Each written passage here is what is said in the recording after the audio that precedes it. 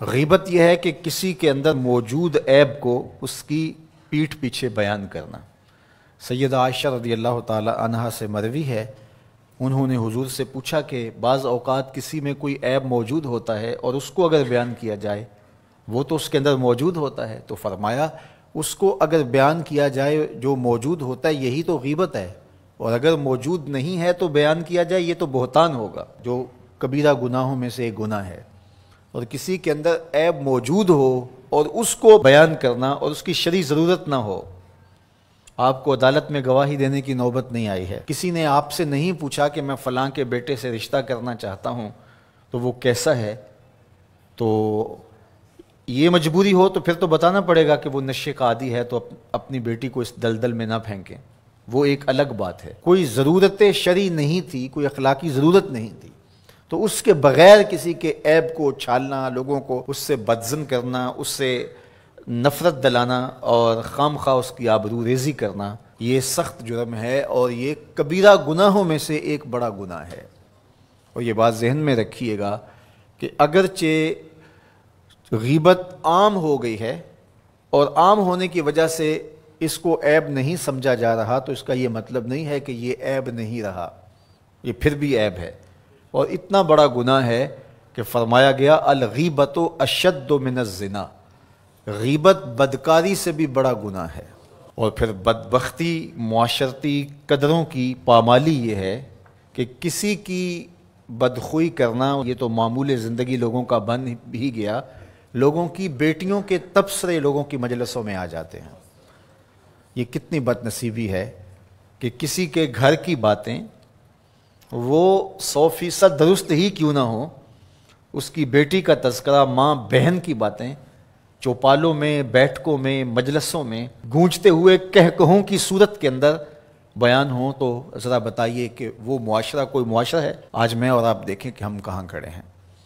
اور آقا کریم علیہ الصلوۃ والسلام کو یہ چیز دکھلائی گئی کہ تانبے کے ناخنوں سے اپنے چہرے کو نوچ رہے ہیں، اپنا معاشرہ تشتت اور افتراق کا شکار ہو کے رہ گیا ہے۔ یہاں یہ بات بھی میں کہنا چاہوں گا کہ بریکنگ نیوز کے نام سے جس طرح سے چینلز کی دوڑ لگی ہوئی ہے، اور اس میں یہ نہیں دیکھا جاتا کہ کسی کی عزت کو اچھالنا قرار پا رہا ہے اور اس کا کیا نقصان اس معاشرے میں ہوتا ہے۔ اور تیسری بات یہ ہے کہ برائی کو نشر کرنے سے برائی کی حوصلہ افزائی بھی ہوتی ہے، اور لوگ گناہ میں دلیر ہوتے ہیں، اور اگر اس کو بیان کرنا ناگزیر بھی ہو جائے تو اس کو 100 پردوں میں ملفوف کر کے بیان کرنا چاہیے۔ ایک زمانے میں اگر کوئی ایسی خبر لگتی بھی تھی تو لکھا ہوتا تھا نون اور میم، نام نہیں لکھا ہوتا تھا، دونوں قابل اعتراض حالت میں پائے گئے اور پولیس نے موقع پر گرفتار کر لیا۔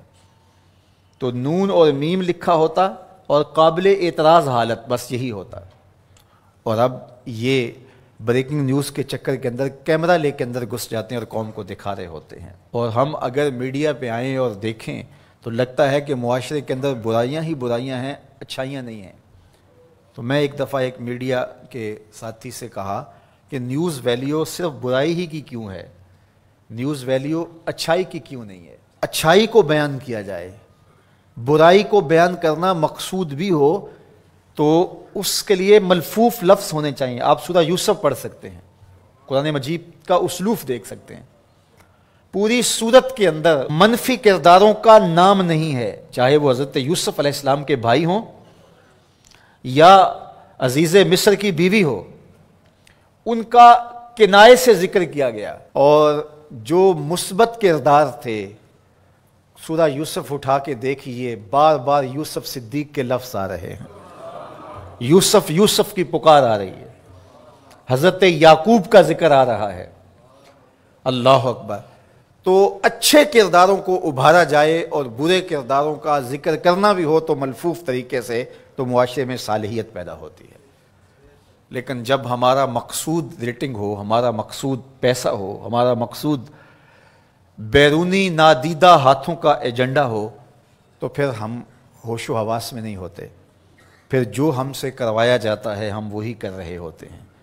یہ بد نصیبی ہے اور یہ دردناک کہانی ہے۔